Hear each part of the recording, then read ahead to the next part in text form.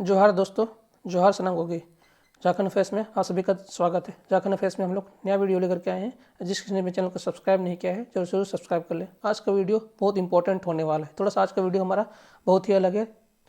इसी वीडियो को थोड़ा सा हमारा हम लोग वीडियो इंपॉर्टेंट होने वाला है। ये वीडियो भी हमारा 1932 के खतियान पर आधारित है। हम लोग थोड़ा सा चर्चा करेंगे कि झारखंड को 1932 का खतियान क्यों जरूरी है, सरकार इस पर क्यों इतना जोर दे रही है और झारखंड को 1932 का खतियान क्यों चाहिए, इसी पर हम लोग चर्चा करेंगे। क्योंकि आज आपको पता है कि हाल फिलहाल में एक ही दिन पहले 2 फरवरी को जेएमएम ने अपना स्थापना दिवस मनाया था। उसमें उन्होंने फिर पुरजोर कहा है कि वो लोग इस पर 1932 के खतियान को लागू करके ही रहेंगे। मतलब उन्होंने पूरा समर्थन किया है 1932 के खतियान पर। तो हम लोग इस पर चर्चा करेंगे कि झारखंड को 1932 का खतियान क्यों चाहिए, उसके अच्छे पहलुओं पर चर्चा करेंगे। तो चलिए शुरू करते हैं। आज जिस किसी ने भी चैनल को सब्सक्राइब नहीं किया जरूर सब्सक्राइब कर लें, अपने दोस्तों के बीच भी शेयर करें। जैसे आप सभी को पता है कि जेएमएम की स्थापना मतलब स्थापना में से एक फाउंडर में हमारे ये भी आते हैं शिबू सोरेन। और झारखंड की स्थापना, झारखंड के गठन में, झारखंड राज्य का जब गठन हुआ, झारखंड राज्य को अलग करने में इनका बहुत बड़ा योगदान था। जेएमएम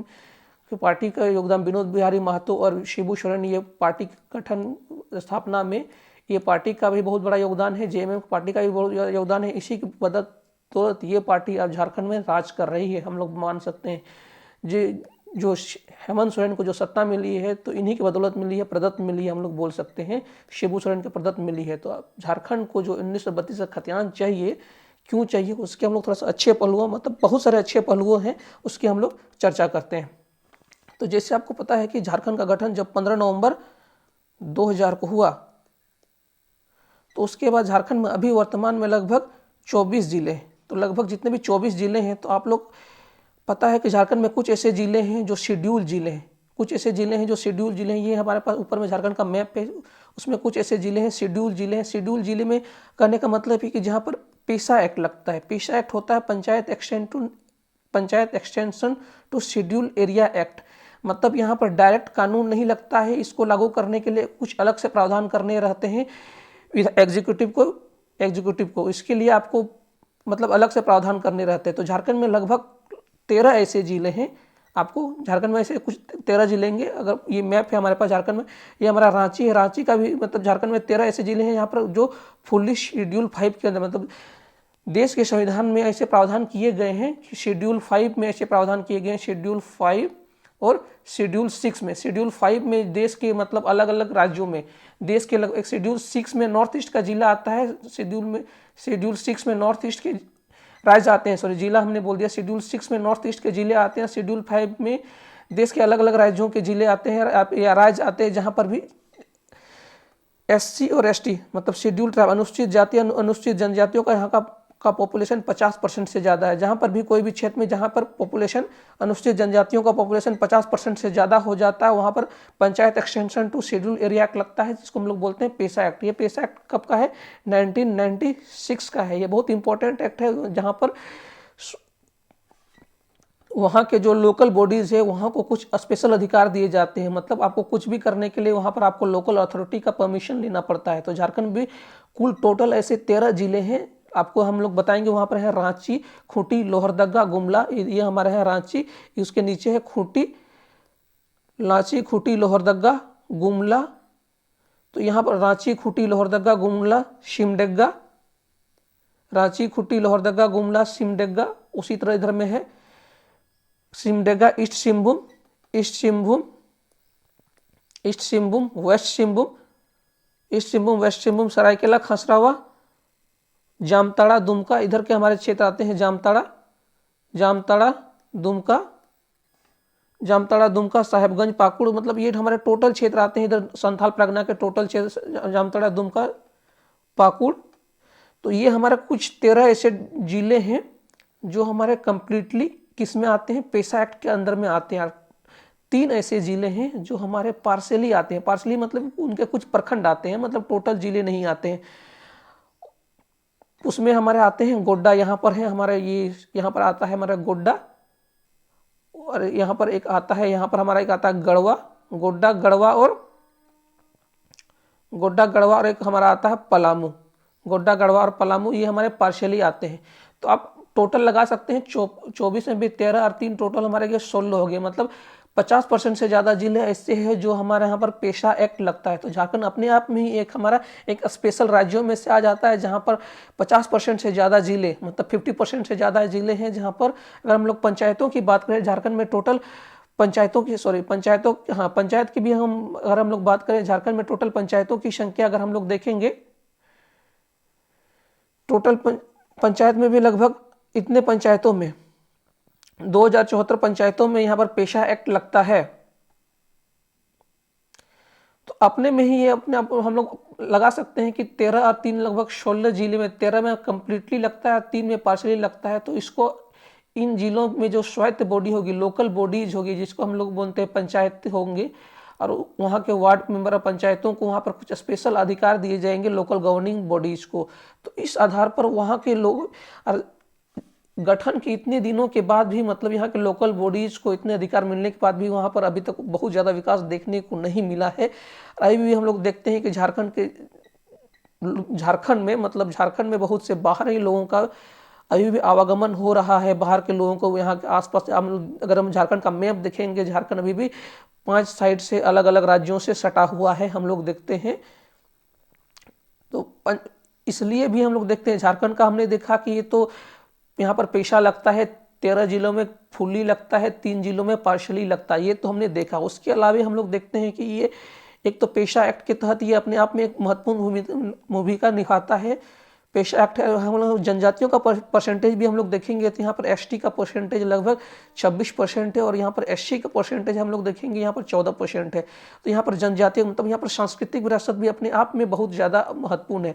और ये भी जो यहाँ पर की यहाँ की जो जनजाति है, जो संथाल जनजाति, यहाँ जो एसटी पाई जाती है, वहाँ पर एक जो संथाल जनजाति यहाँ का जो परसेंटेज है, ये देश की, मतलब गोंड और भील के बाद, गोंड और भील जो देश की सबसे बड़ी जनजातियों में से एक है, ये संथाल देश की तीसरी सबसे बड़ी जनजाति है। तो यहाँ का एक अपने आप में एक सांस्कृतिक विरासत है। उसके बाद यहाँ पर झारखंड में जो 32 अनुसूचित जनजातियां पाई जाती है, उनमें से भी पीवीटीजी, मतलब पर्टिकुलरली वल्नरेबल ट्राइबल ग्रुप पाए जाते हैं। पीवीटीजी ग्रुप के जो जनजाति हैं, जो मतलब पहाड़ी क्षेत्रों में निवास करते हैं, जो अलग से कट करके रहते हैं, मतलब झारखंड की अपनी एक विरासत है। तो इनका भी अभी तक विकास नहीं हुआ है। तो इनको भी मतलब इनकल्सन में लाने के लिए झारखंड को, हमको भी, अभी भी झारखंड के एडमिनिस्ट्रेशन को लगता है, सभी को लगता है कि झारखंड का अभी तक विकास नहीं हुआ। झारखंड में बाहरी लोगों का आकर के यहाँ का बहुत ज़्यादा विकास हुआ। अभी भी देखिएगा, अब झारखंड का हम लोग ढांचा भी देखिएगा, झारखंड के लोगों का आकर विकास देखिएगा, तो अभी आप देखिए कि बाहर के लोगों का ही अगर के विकास ज़्यादा हो गया है कि यहाँ के लोगों का विकास अभी तक नहीं हुआ। तो झारखंड को अभी भी लगता है कि 1932 का खतियान झारखंड के लिए बहुत जरूरी है, उसके बिना नहीं लगता है, क्योंकि बाहर के लोगों का यहाँ पर आकर के विकास ज़्यादा हो गया है, यहीं के लोगों का ज़्यादा विकास नहीं हुआ है। ये तो बहुत इंपॉर्टेंट चीज़ है कि झारखंड का एक सांस्कृतिक विरासत अपने आप में ज़्यादा है। यहाँ पर 32 जनजातियाँ पाई जाती है, शेड्यूल कास्ट भी बहुत ज़्यादा पाए जाते हैं। यहाँ पर परसेंटेज भी हम देखेंगे तो यहाँ पर संथाल जनजाति अपने आप में देश की सबसे बड़ी जनजातियों में तीसरी नंबर पर आती है। उसका यहाँ पर झारखंड में 32 जनजातियाँ पाई जाती है। उसका पीवीटीजी का भी बहुत ज़्यादा परसेंटेज है।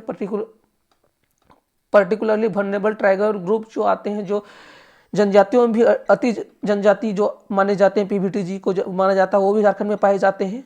उसके बाद उनका शेड्यूल कास्ट भी लगभग 14% में पाए जाते हैं। सांस्कृतिक विरासत भी झारखंड अपने आप में। उसके बाद झारखंड का अगर हम लोग इकोनॉमिकल बेनिफिट हम लोग झारखंड का देखेंगे तो झारखंड अपने आप में भी एक इकोनॉमिकल हम लोग देखेंगे तो झारखंड अपने आप में एक रूरल प्रदेश को हम लोग बोला जाता है। झारखंड का अगर हम लोग देखेंगे, झारखंड लगभग 40 से 45% हम लोग झारखंड को रूरल प्रदेश के नाम से भी जाना जाता है। रूरल प्रदेश के नाम से, मतलब हम लोग बोलते हैं मिनरल हाउस के नाम से भी जाना जाता है। झारखंड मतलब मिनरल का एक्सपोर्ट तो करता है, लेकिन खुद इसको, मतलब उस मिनरल का मतलब खुद यूटिलाइजेशन करके अपना डेवलपमेंट अभी तक नहीं कर पाया है। झारखंड के गठन के लगभग 20 साल हो गए हैं। 20 साल हो गए हैं, यहाँ के लोगों को रोजगार नहीं मिल पाया है। झारखंड का खुद का रोजगार नहीं मिल पाया है। लोगों को रोजगार के लिए लोग भटक रहे हैं।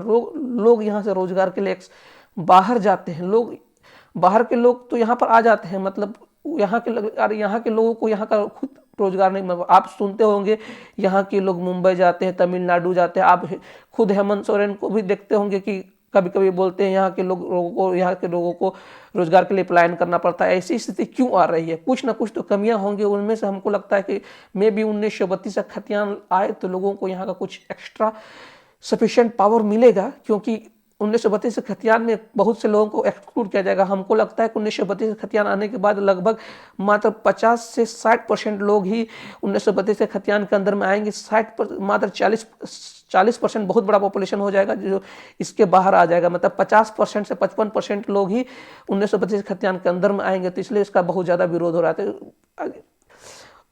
इस खतियान के अंदर में अगर रोजगार दिया जाएगा तो अच्छा बात है, और झारखंड के मूल निवासी को ही रोजगार मिलना चाहिए। ऐसा बात नहीं है कि बाहर के लोगों को बाहर नहीं किया जाएगा। उन लोगों के उसमें भी बात तो कहा जा रहा है कि कुछ स्पेसिफिक जॉबों के लिए सिर्फ झारखंड के लोगों को रखा जाए। बात सही है। तो 1932 का खतियान इस आधार पर भी झारखंड के लोगों का भी विकास होना चाहिए। पहले एक होता है ना, एक तरह का रिजर्वेशन भी है ये भी, क्योंकि झारखंड के अगर लोगों का ही विकास नहीं होगा तो फिर झारखंड को अलग ही क्यों किया गया? क्योंकि झारखंड को अलग किया ही इसलिए गया था कि झारखंड के लोगों का विकास हुआ। झारखंड का अलग होने के 20 साल के बाद भी झारखंड का विकास नहीं हो पा रहा। ये 3 चीज़ें तो हमने देख ली। आपको हमने पहला बताया कि इलाहाबाद पेशा एक्ट के तहत हमने दिखाया कि यहाँ पर लगभग 13 और 3 वाले हैं कि 13 में तो कम्प्लीटली आता है, 3 में पार्शली आता है। यहाँ पर हमने आपको बताया कि सांस्कृतिक विरासत है झारखंड में, किस तरह से सांस्कृतिक विरासत है।